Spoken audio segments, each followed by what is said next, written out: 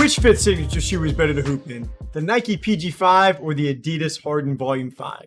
Today we're putting the fifth model from Paul George and James Harden's lines with their respective brands head to head to see how they compare. But really quick, if this is your first time checking us out, feel free to drop a follow or subscribe wherever you're watching and give this video a like. We would greatly appreciate that. So starting off with the box and the price, the PG5s come in a gray box with a camel design. It's also going to show up on a small patch on the shoes. And then the Harden 5s, these are going to come in a black box with some multicolored splotches to kind of cover it. And those show up on a bunch of different colorways for his shoe, just not the ones that we're looking at today. But as for pricing, the PG5 goes for a budget-friendly price of only $110, which is definitely a good spot. The Harden 5s are going to retail for $20 above that at $130. Both shoes are going to fall on the more affordable side whenever it comes to basketball, so I mean, that part's good.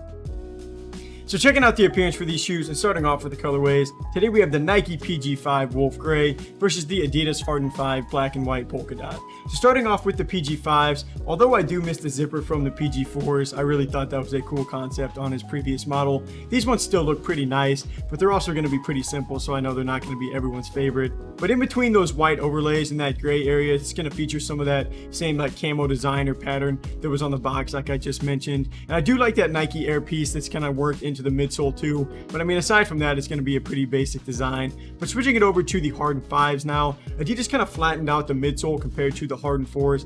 I think it makes this model look a little bit too bulky, but to hit on some other features, you are going to have some text on the inside of the upper. A lot of shoes kind of get that in some form or fashion, but on the tongue, you're going to have a small patch with Harden's logo. That's also going to be built into the midsole on the back side of the shoe. So, I mean, as far as like the appearance, I wouldn't say either of these shoes are going to be my favorite just based off of looks alone, but now let's see how they hold up on the court. For the materials and the support, the PG5s are pretty cheap, so you won't see any like premium touches on these. The upper is going to use textiles. It's going to help keep the shoe extremely lightweight, and you'll see some different overlays on these as well. And those like white pieces that are built into and up from the midsole. That's going to give you some nice additional help just to keep your foot from sliding out side to side. So I mean, the support's really nice, and you're also going to get like a small outrigger to kind of give you a little bit of a better balance, and it also acts as like a brace to keep your foot just within the shoe. So definitely not bad at all for these sections on the PG5. And now looking at the Harden Volume 5, the upper is going to be made out of like a plastic casing that makes these shoes feel pretty firm, but almost like not in a good way. Like the Harden 5 doesn't really allow your foot to move around very well. It just kind of stays too much in place, and I didn't really love that. And the support on these actually struggles pretty mightily. Like, you do have some really thick Achilles pads around the sock liner that are there for some added stability, but I mean, they just don't do enough. Like, my foot's still sliding out, especially my heel. I just had a hard time locking my foot down in this model. Laterally, you should be fine because of how tough the model is, but aside from that, you know, I wouldn't call these great for that section. And then playing in each one of these shoes, you do get a pretty noticeable difference just between the two for as far as like the weight is of the models. The PG5 is really light and easy to move around in, weighing only 370 grams for a size 10.5, but Harden definitely has a heavier line, with me going a half size down to a 10, and these still weigh 508 grams, nearly 150 grams more than the PG5, so that's not a great aspect to his shoe line there. So taking a closer look at the materials and the performance side for these shoes, and starting off with the cushioning, the PG5s absolutely crush it for this section. Nike used a full-length air dot strobel that is really comfy, and this is definitely going to be one of those models that you can just slip it on and play in these right away. They have that memory foam that kind of molds to your foot over time, similar to a lot of Kobe models. And with that, you will lose a little bit of the softness over time, but the responsiveness will stay and it will continue to get better. In the bio for these, Nike even points out how these should feel like you're walking on a cloud. I do feel like more shoes than just these kind of get that comparison, but the PG5 actually measures up to it. I mean, the impact protection and just all around cushioning feel is really nice. And that leads me to the Harden 5, which is pretty much the polar opposite to everything I just said about this PG5.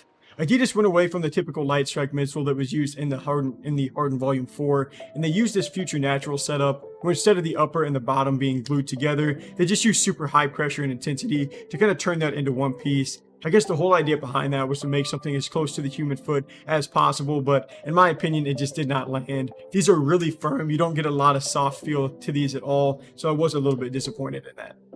So to finish off with traction, this is another spot the PG5 just kills it.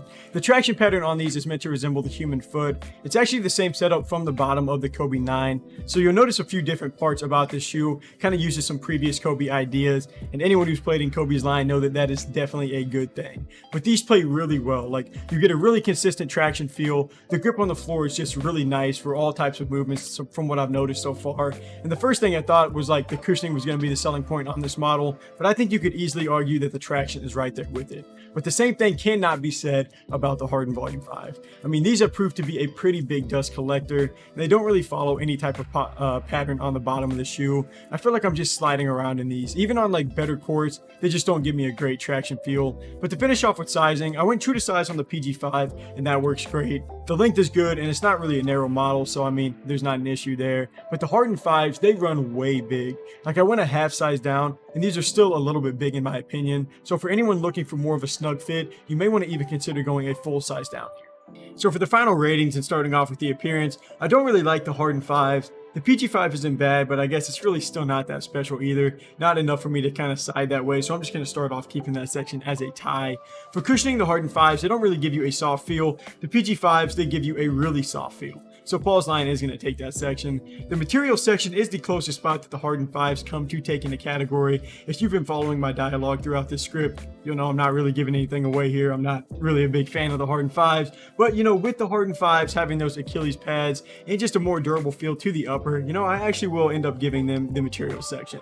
The support is rough on the Hardens though. I mean, it's tough to get any security. The PG5s play really well here. I mean, you get more of a locked in feel. There's no heel slippage or anything like that, so they will take that section.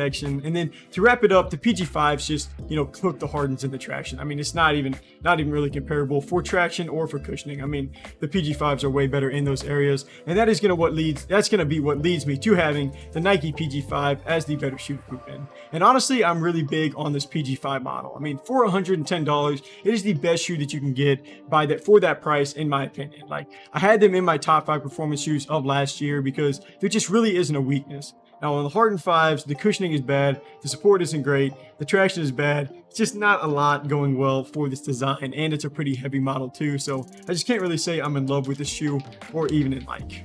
Thank you guys for taking some time to watch. If you want to buy the Nike PG5, just click here on screen, or we have links down below or in our bio for both shoes, so feel free to check that out. But until next review, I'm Landon from Shoewear. Peace.